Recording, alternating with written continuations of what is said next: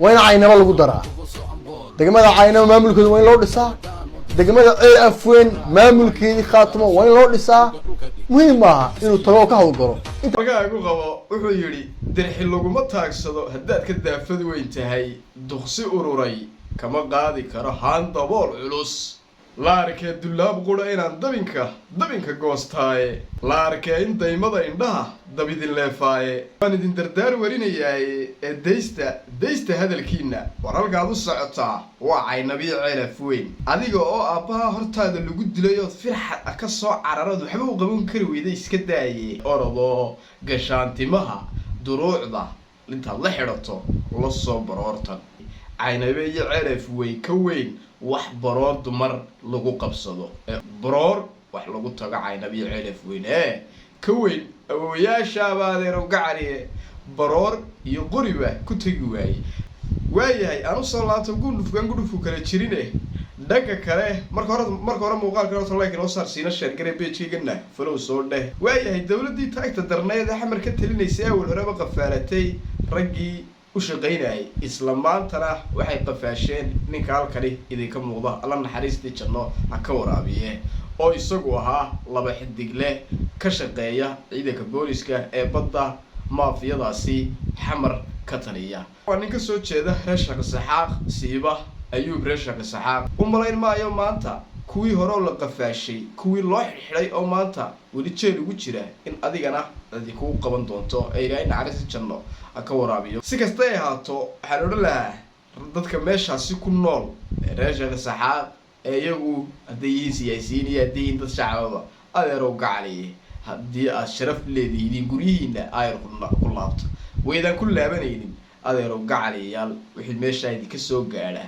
adeero gacaliye waxba kama duwanidin kuwa halkaasi lagu dilaayo ee isla beelahaasi u dhashay meesha maafiya haysata waxba lagama qaban karayo inta naqaanay way dhaaftay hadii xataa loo dacwoodo adaa lagu yiraahdaa saaxiib dhagaha way ka furaysan yihiin dad noocaas markaa la noo shiidiinay idinka naftiini oo nool halka geeyay daadeer u gacaliya anna waxba kama qaban karano ilaahay naxariistii janna idinka waraabiyo waxaan ahayn oran kari maayo baa la sababta waa ka daalay asalka iga dhig dhammaan shacabka reer Somaliland bushaaro ayaa waxa lagu wadaa isla ciidanka qaranka jamhuuriyadda Somaliland oo baaq u diray isla shacabka reer Somaliland walibana wacd ku maray inuu ciidanka qaranka jamhuuriyadda Somaliland uu xuduudkiisa soo xiranayo xataa haday soo farageliso dawladda Soomaaliya sidii awalba ay soo faragelinaysa iska daa Soomaaliya xataa haday wadamo ka awood weynayso farageliyaan inaysan marnaba ay ciidanku ka joogaynin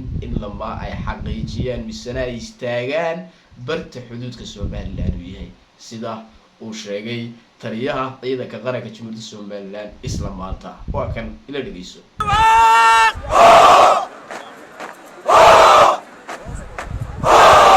dadweynaha reer Somaliland waxa uu sheegaya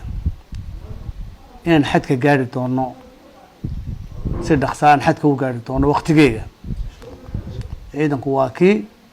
dalkooda naftooda way xoriyaan dalka awoodoodii xoogoogiina way leeyihiin waayahay dhanka kale ina waran cadde oo lagu tuumayay inuu hayo xogo hoos ah oo ciidanka qaranka ku saabsan iyo duulaanka ay qaadayaan iyo waqtiga uu yahay ee u qorshaysan ayaa su'aashani liidka loo raaciyay isla isaguna jawaabtani ayuu bixiyay waxa soo baxay weeye 18 May kadib dagaal baa la qaadi doona adigu mar hadal la taliyatay maanta ma waxaad ku talin lahayd in mar kale dagaal la qaado oo xadkeeni iyo meeshu ahaa la soo taabto mise inaynu nabad wax ku raadino oo ilaahayna wuu og ummadan wogta xuduudda Somaliland halkay marto waa la yaqaan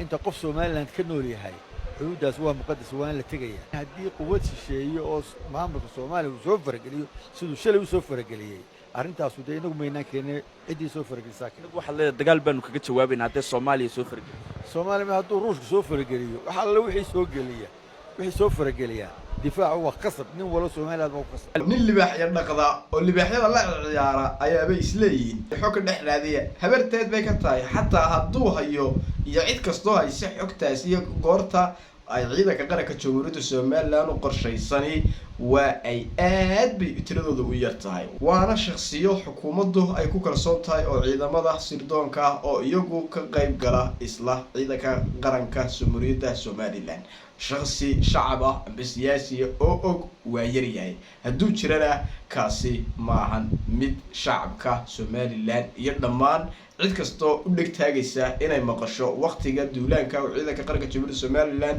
uu qaadayo bisana ku soo xaqiijinayo xuduudihiisa dalku leeyahay inuu soo xidho ogaan doonta ma jirto maalinkaasi laakiinse waa loo wada joogaa duulahay nafta inoo daayo maalinta ay noqoto waayahay aan ku soo laabto inaan ka yarin ee maanta ceef weyn iyo ku taamaya isla aynaba dadkani dhulbaantaani amba reerkani reeraha jifooyinka ee ka dhashay dhulbaantaan ay wada degaan isla habar jeclo jifooyinka ay wada degaan deegaanadaasi daaqsimaha ee ay wada daaqaan ilaa iyo tan ilaa qarnigii ay soo leeyeen waxa nabad loogu taagi lahaa waa reerahaasi dhulbahante oo iyagu mar walba duulaan iyo dhul ballaarsi soo raadsan jiray sidoo kalena meelaha daaqsimaha ee dadku ay wada daaqayaan